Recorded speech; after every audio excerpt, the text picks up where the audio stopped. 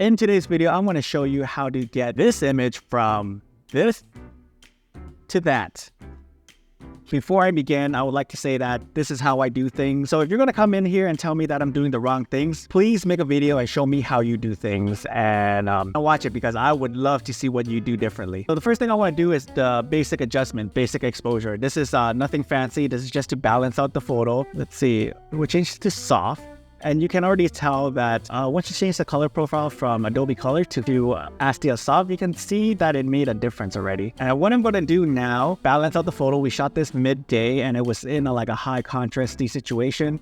We're just going to do everything by taste, okay? So I'm going to warm it up just a little, 5300. That looks good. One thing I like to do is decrease contrast now. I like to make my images look soft and not have that much contrast because I find it much more pleasing to my eyes now. See here, 5.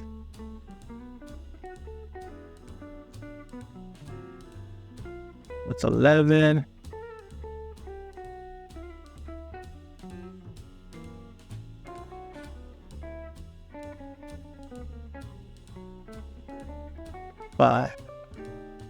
And 15. That looks better. Let's see what it looks like before and after. Before and after. That looks good. Lately, I've been diddling around with the clarity slider, and I usually leave it at 0. Even at the clarity at 0, I find my images to look too sharp and too crisp. And it makes sense though, because over the past few months, I've shot with the Viltrox 75mm f1.2. That's clinically sharp. And the new 56mm f1.2, also sharp. And the XF23mm f1.4 WRLM. And that is a very sharp lens as well. And now I'm shooting with the Viltrox 27mm f1.2 Pro. So what I have been doing is I've been noticing that my images are too sharp. So what I'm doing now is dialing back the clarity slider to soften up the images, okay? Usually the magic number is 10, so we're gonna see how 10 looks. Minus 10. I think minus 25 looks good. We're gonna stick around minus 25. And if you guys want to see the review for the other lenses that I made, I'll leave the links to them down in the description below. You can see the Viltrox 75 review, the XF23mm review, and the 56 f1.2 review. All links at the bottom. So after the clarity slider, I am just going to leave the vibrance and saturation alone. I do not touch this at all. I think the colors look fine. And after that, we do a little bit of a curves adjustment with how Lightroom is set up. I like to work my way down. Do a little bit. Just lift it up a little. Down. And then just a little bit of contrast right there. I think that looks good to make her pop even more. And then afterwards is the HSL. Now, I think the colors look fine. We're going for a natural look. We don't need to do any manipulation. I guess the only thing that I want to do is just change the blues a little bit. I don't like the blues like that. You see right here, it looks a little dull. So we're just gonna shift the blues all the way to the cyan side, give it a little that teal and orange pop. The blue is a little bit overpowering, so we're gonna desaturate it just a little. Doesn't take away from the model right here. And for the color review, I'm gonna do complementary colors. I like using blue and orange, but you can try other complementary colors if you want to see if it works for you. The blue and orange is tried and true, and it works. And doing this really ties everything together. Just boost that orange up just a smidge, not too much. We're not trying to do too much. Maybe like 9 or so. And then after the highlights, same thing. We're gonna move it to the yellow and orange side right here. And again, not too much, just a smidge. And then let's see the before and after so far. Whoop. See before and after. It just gives it a little bit more orange into the shot. And after that, I'm gonna add blues back into the shadows right here. Whoops. Let's see how that looks.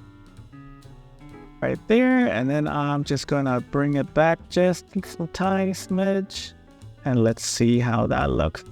So this is the after, this is the before. Before, after, before, after. Now that gave the image just a little bit more pop, and it just ties everything together. So the before looks a little bit flatter. Once you add the blue back into the shadow and then just do the color grading, the image just looks like it's coming to life. So for sharpening, I usually sharpen my photos. For this image, I turned off the sharpening because this photo was just looking way too sharp for my liking. It must be because of the Viltrox 27mm f1.2 Pro. It just seems like the more I shoot with this lens, the sharper the images get. So yeah, I'm going to turn off the sharpening to 0 because again, this lens is way too sharp at f1.2. So after this, I'm going to move on to my mask. This is where you can make adjustments to the hair, the skin tones, the eyes, and because of Adobe's new AI masking, it's just making my workflow so much easier than before. It can do things like mask a subject or like an object. Even 5 years ago, you would have to be masking everything with a paintbrush by hand. And I would hate that so much. I almost never do it because brushing in within the subject is kind of hard, right? You can never do it really smooth. And it was so terrible for me. And I thank Adobe for putting this AI feature out because it has speed up my workflow so much. And it's something that I use on every of my photo that I edit. And I think it has improved my photos because of the AI features. What you want to do for masking? Click this button and let the AI do its thing. Right here, boom. With the AI, you can select the entire person or you can target these things separately. So what I'm going to do is I want to adjust her hair just a little bit because I find that her hair is a little bit too bright for my liking. Desaturate it just a smidge and maybe cool it down so it just matches with her a little bit more. And then I would just mess around with the temperature and the tint to where I feel as though her hair looks right to me in my eyes, the way I remembered it. And after that, I'm going to create another mask, and this time I'm just going to select subject because we're going to make her pop. This is one of the tricks that I do to have your subject stand out. They did a good job. I don't really care about these strays, the hair strays right here. We can just forget about that. And I'm just going to raise the exposure by like 0.5, maybe 0.1, 0.1. And then what I'm going to do again is I'm going to duplicate and invert mask. After you do that, you want to bring down the exposure. So when you lower the exposure from the background and then you boost the exposure on the subject who is in front of you, you create more of a separation and it gives the subject more of a pop from the image. And now this is a trick that I do a lot. It's something you should do if you want to have your subject stand out. So this is the before and this is after. Before, after. She was a little bit flat, and then after that, we just gave her a little bit of pop. We're going to go here, and then we're going to select on her eyes because we're going to be working on the eyes. Just a quick little touch-up. We want to click on the eye sclera and the iris and pupil and create two separate masks. So this is what I usually do, okay? Let's see where we're at right now.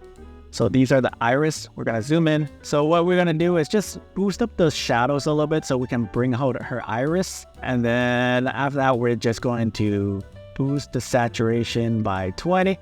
And then clarity just so that it pops out more, and that's the first thing you're going to see. Let's see how that looks. What I do after that is just zoom out and see how well it looks. And I think that looks really great. I can see her eyes are so piercing. It's great. To make the eyes pop even more, we got to work on, and these are the white parts of the eyes. And what I usually do is I desaturate so that it's more white.